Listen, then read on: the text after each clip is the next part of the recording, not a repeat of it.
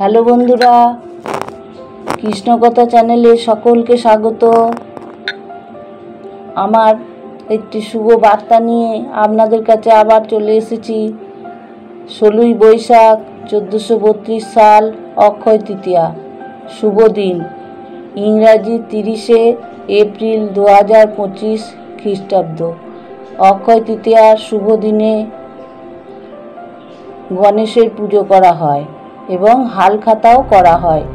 গঙ্গা স্নানে পূর্ণ অর্জন করা হয় এবং শ্রীহরির ঘর স্থাপন করা হয়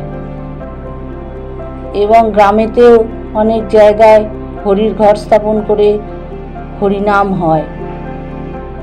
এইটুকুনি আমার বার্তা।